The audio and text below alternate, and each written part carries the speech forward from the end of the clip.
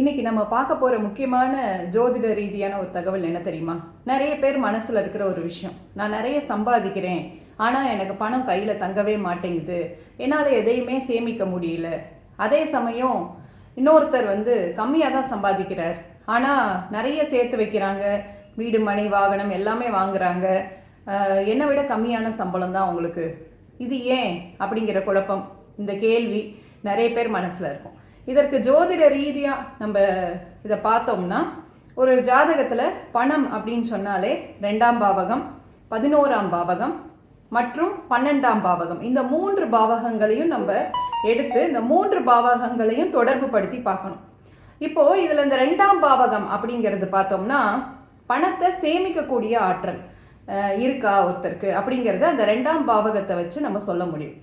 அதே போல 11ஆம் பாவகம் அப்படிங்கிறது பணம் எப்படி சம்பாதிக்கிறாங்க, பணத்தை பெருக்கக்கூடிய ஆற்றல் ஒருத்தருக்கு இருக்கா, ஒரு 10 ரூபா கொடுத்தா 100 ரூபாயா மாற்ற தெரியுமா அப்படிங்கிறதெல்லாம் 11ஆம் பாவகம் சொல்லும். அதே போல் 12ஆம் பாவகம்ங்கிறது இந்த விரய செலவுகள், நமக்கு எப்படியெல்லாம் செலவு வருது, விரயம் வருது. சில பேர் நிறைய சேர்த்து வைப்பாங்க, இருந்தாலும் ஏதோ ஒரு சந்தர்ப்பத்தில் நிறைய விரயமும் ஆயிரும். இந்த மாதிரி விரயங்களை கொடுக்கக்கூடிய பாவகம் 12ஆம் பாவகம். இந்த 3 பாவகமும் அந்த ஜாதகத்தில் எப்படி இருக்கு அப்படிங்கிறத பார்க்கணும். இப்போ ஒரு சில பேருக்கு உதாரணத்துக்கு நிறைய சம்பாதிக்க தெரியும், ஆனால் 2ஆம் பாவகம் வீக்காக இருக்கு. அப்போ என்ன ஆயிடும், அந்த சம்பாதிச்ச பணம்லாம் சேர்த்து வைக்க முடியாது. அவங்களால சம்பாதிச்ச பணத்தெல்லாம் அவங்க சேர்த்து வைக்க முடியாது, செலவாயிட்டே இருந்திருக்கும். இதே இது 12ஆம் பாவகமும் அவங்களுக்கு 12ஆம் பாவமும் சரியான நிலையில இல்லை அப்படின்னா, அந்த சம்பாதிச்ச பணத்தை கையிலே தங்காது, சம்பாத்தியம் மட்டும் வரும். அந்த மாதிரி சுச்சுவேஷன் சில பேருக்கு இருக்கும். இப்போ இதே இது 11ஆம் பாவகமும் நல்லா இருக்கு, நல்லா 2ஆம் பாவகம் சேர்த்து வைக்கக்கூடிய ஆற்றல் தரக்கூடிய 2ஆம் பாவகமும் நல்லா இருக்கு, 12ஆம் பாவகத்தோட நிலைப்பாடும் நல்ல சுபரோட தொடர்புல நல்லா இருக்கு அப்படிங்கிறப்போ அவங்க நல்லா சம்பாதிச்சு சேர்த்து வைக்கவும் செய்வாங்க. ஸோ இப்படி தான் அந்த பணம்ங்கிற விஷயம் இந்த ஜாதக ரீதியாக நம்ம தெரிஞ்சுக்க முடியும்.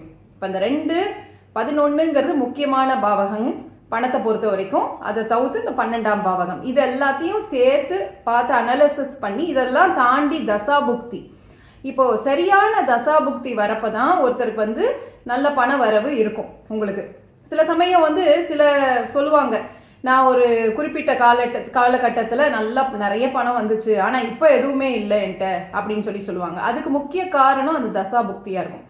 அவருடைய அந்த சொன்ன காலகட்டத்தில் போய் அந்த தசாபுக்தி பார்த்தா அவருக்கு ரொம்ப சாதகமான தசை நடந்துட்டு இருந்திருக்கும், அதனால அவர் நிறைய ஏர்ன் பண்ணியிருந்திருப்பார். அதுக்கு அடுத்து ஒரு பாதகமான தசை வரப்போ அந்த பணம் லாஸ் ஆயிடுச்சு அப்படிங்கிற மாதிரி அவர் ஃபீல் பண்ணியிருக்கலாம். ஸோ இதுதான் அதோடைய காரணமாக இருக்கும். இப்போ இது எல்லாமே கூடி வர நேரத்தில் தான் பணம் சம்பாதிக்கவும் முடியும், அதை சேர்த்து வைக்கவும் முடியும், அதே சமயம் அதை அனுபவிக்கவும் முடியும். இந்த மாதிரி இது எல்லாம் சேர்ந்து அந்த காலகட்டம் எல்லாம் கூடி வரணும். இது போல ஜோதிட ரீதியான தகவல்கள் உங்களுக்கு தெரியணும்னா இந்த சேனலை நீங்கள் சப்ஸ்கிரைப் பண்ணிக்கலாம். நிறைய பேருக்கு நீங்கள் ஷேர் பண்ணுங்கள், லைக் பண்ணுங்கள். Thank you so much. வாழ்க வளமுடன். மிக்க நன்றி.